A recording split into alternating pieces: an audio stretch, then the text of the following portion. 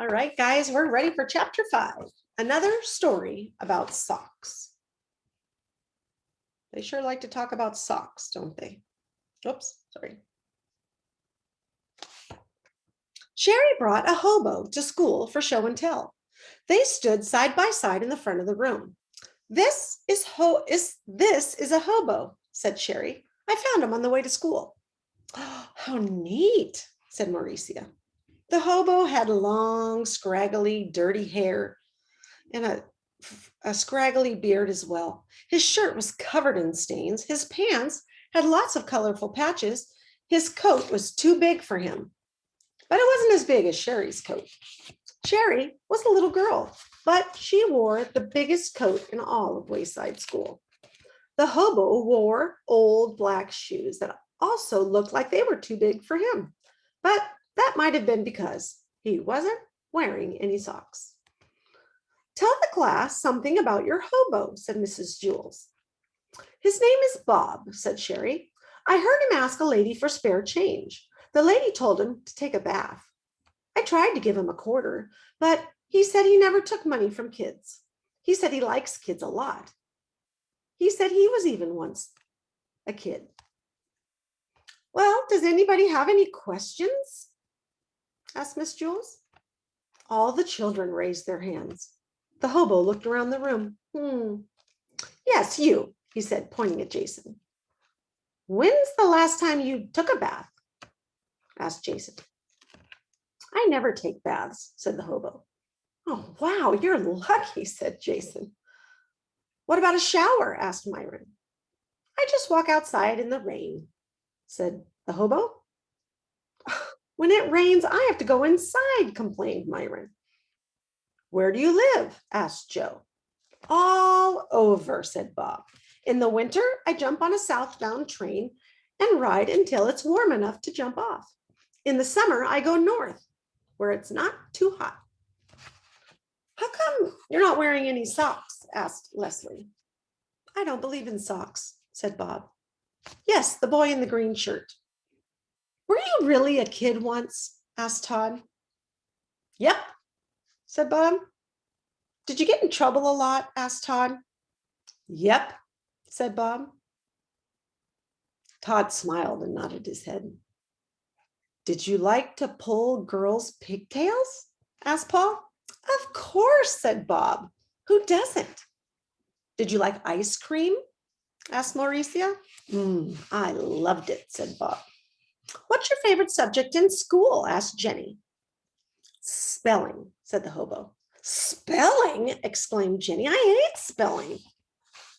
I once came in first place in a spelling bee out of all the kids in my school, said Bob proudly. Well, how come you became a hobo? Asked Damien. I mean, if you're such a good speller. I'm not sure, said Bob. When you grow up, you're supposed to turn into something. Some kids become dentists, others work at a bank. I just didn't turn into anything, so I became a hobo. Did you ever try to get a job? Asked Calvin. I tried, said Bob, but nobody would hire me because I didn't wear socks. So why didn't you just wear socks? Asked Eric Fry. I told you I don't believe in socks. Yes, the girl in the front with the cute teeth. Rondi lowered her hand. She was missing her two front teeth. What did you eat? She asked. Mulligan stew, said Bob. My friends and I collect scraps of food all day, and then we cook it up in a big pot and share it. It's always different, but very tasty. Why is it called Mulligan stew? Asked Stephen.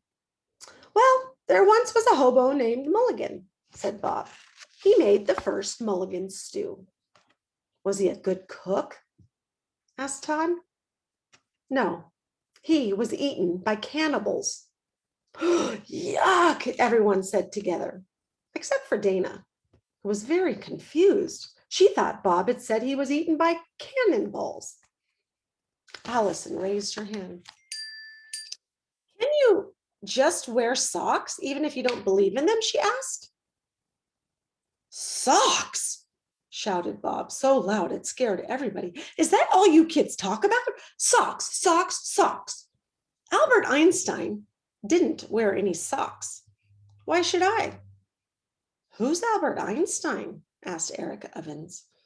Mrs. Jules answered that question. She said, Albert Einstein was the smartest man who ever lived. Was he a hobo? Asked DJ. No, he was a great scientist, said Miss Jules. Why didn't Albert Einstein wear socks? Asked Joy.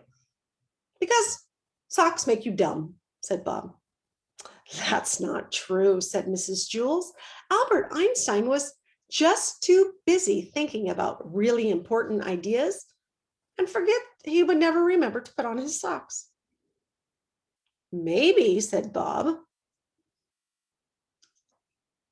Oops, I skipped a part. Yeah, no, maybe, said Bob. But remember, I told you I won the school spelling bee. Well, the day I won it, I forgot to wear socks. Think about it. Everyone thought about it. So after that, I never wore socks again, said Bob. Mac raised his hand. Mac again. You know what? Once I could only find one of my socks. He said, man, I looked everywhere for it. Under the bed, in the bathroom. You'll never guess where I finally found it. In the refrigerator, said Bob. Mac's mouth dropped open. How did you know? Bob shrugged. Where else? Everybody had lots of questions for Hobo Bob, but Mrs. Jules rang her cowbell. Ding, ding, ding. Show and tell is over, she announced. Let's all thank Bob. Thank you, Bob, everyone said together. You're welcome, he replied. Do you know the way out of the school? Asked Sherry. I'm not sure, said Bob. Just go straight down the stairs, said Sherry. Well, thank you, said Bob. But don't go in the basement, warned Sherry. I won't, said Bob. He shook Sherry's hand, then waved goodbye to the rest of the class and headed out the door. Everybody waved back. Sherry returned to her seat. It was time for their weekly spelling test. Everyone take out a piece of paper and a pencil, said Miss Jules. The first word is, wait a second, called Calvin. I'm not ready yet. Mrs. Jules waited while all the children took off their socks. Maybe it's a good luck charm. Do you have a good luck charm?